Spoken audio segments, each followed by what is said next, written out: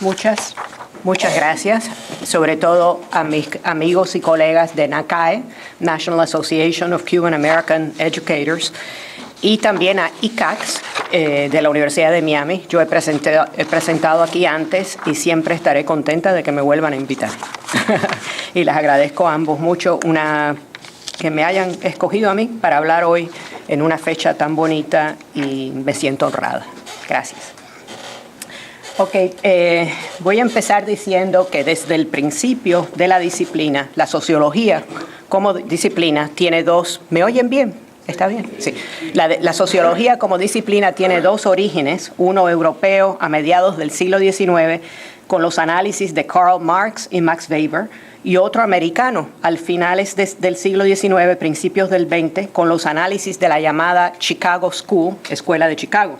En ambos momentos, la disciplina enfatizó la importancia de las diferencias sociales, de clase social, de raza y de grupos étnicos. No es en realidad hasta finales del siglo XX, en mi generación académica, que la sociología empezó a enfocar la importancia de las relaciones de género, tanto en la vida de las mujeres como de los hombres, la familia. Aún la sociología no ha enfocado lo suficiente el estudio de las distintas generaciones políticas. Y yo hago énfasis en que para poder entender a los cubanos, tanto en el exilio como en la isla, el sociólogo no solo debe considerar las diferencias sociales de clases, raza, grupos étnicos y géneros, sino también de generaciones políticas. El concepto de generaciones políticas tuvo su origen en la obra de Karl Mannheim, 1952, fue después utilizado por Luis Aguilar León, 1972, y después el sociólogo Maurice Zeitlin en su estudio de las generaciones de la clase trabajadora cubana a los mediados de los años 60, estudio que se basó directamente en el estudio de Luis Aguilar León. Este estudio de Lundy, como lo conocíamos muchos de nosotros, déjame coger estos dos libros, gracias. Aquí está el libro de Lundy, si algunos de ustedes no lo han visto, realmente vale la pena leerlo. Cuba, Conciencia y Revolución. Fue editado en 1972 por Ediciones Universal y ahí recogió Lundy los artículos que él había escrito en Cuba en los años 50, en Bohemia, Carteles, Revolución, Prensa Libre, así como en el Diario de las Américas. Y escribiendo en 1958-59, Lundy identificaba tres generaciones cruciales en el proceso revolucionario. La generación del 30, que entonces tenían entre 45 y 60 años, y que incluía a personas como Carlos Prío Socarrás y Fulgencio Batista. La generación republicana del 40, de individuos que afloraron a la vida nacional en una Cuba constitucional entre 1940 y el 52, que incluía personas como el mismo Aguilar León, e individuos que en aquel entonces tenían entre 30 y 45 años, y la generación que él llamó la generación emergente, de individuos que tenían entonces entre 15 y 30 años, generación de los estudiantes y los rebeldes que lucharon en contra de Batista y a favor de la revolución. A mediados de los 60, entonces, Maurice Zeitlin, sociólogo marxista cuantitativo, le decían multiple regression Marxist, toma ese mismo marco teórico de Aguilar León y a través de él estudia el apoyo de las distintas generaciones políticas entre los trabajadores cubanos hacia el proceso de la revolución en un artículo que se llamó Political Generations in the Cuban Working Class, 1966, American Journal of Sociology. Tras ellos, muchos años después, llegué yo. Y yo también utilicé ese mismo concepto de generaciones políticas para mi estudio sobre, aquí está, Political Disaffection in Cuba's Revolution and Exodus, Cambridge University Press, publicado a finales del 2007. Para este estudio yo recogí 120 entrevistas de modo formal, o sea, grabadas, la persona sentada y la entrevista grabada, con cubanos que salieron de la isla entre 1959 y el 2005 a través de las 4 grandes oleadas del éxodo, que ustedes saben que son 1959 al 62, la primera, 1965 al 74, la segunda, 1980, claro, el Mariel, y 1989 al presente, nunca se ha terminado. Los últimos datos nos dicen que en los últimos 10 años, entre 1998 y el 2008, han llegado de Cuba 280.000 cubanos. Es una oleada del tamaño de la segunda grande oleada del 65 al 74, que fueron 250.000 personas. Es enorme, una vez más.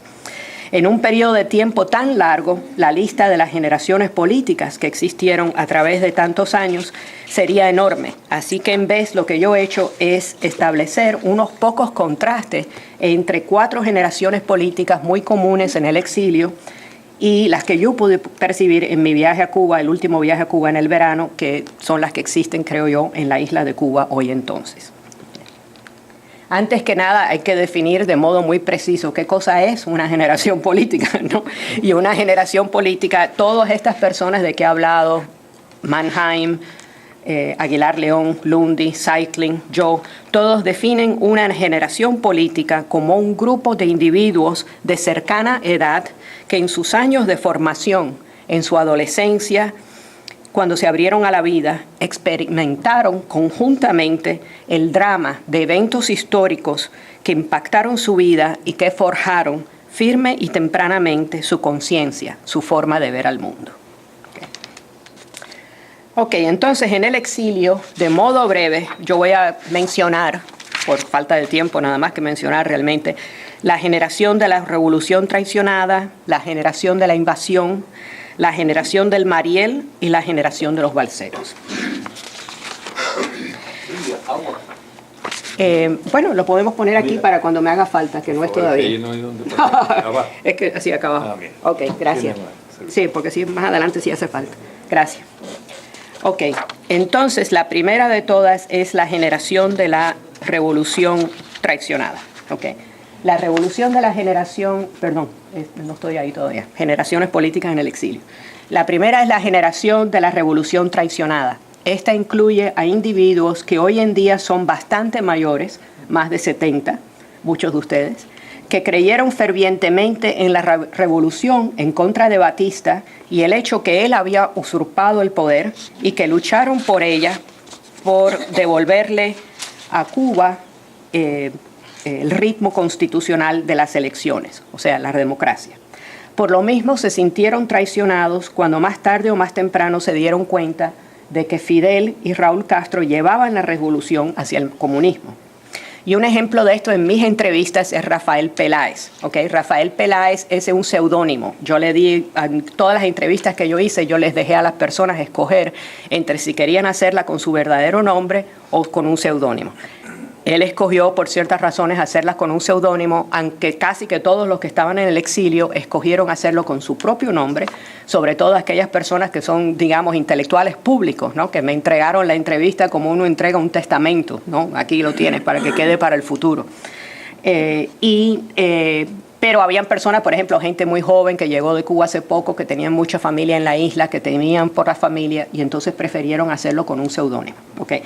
El caso de Rafael Peláez, él es representante de la vieja generación de la revolución traicionada. Este es un seudónimo. Él peleó al lado de Fidel cuando atacaron el Moncada el 26 de julio de 1953.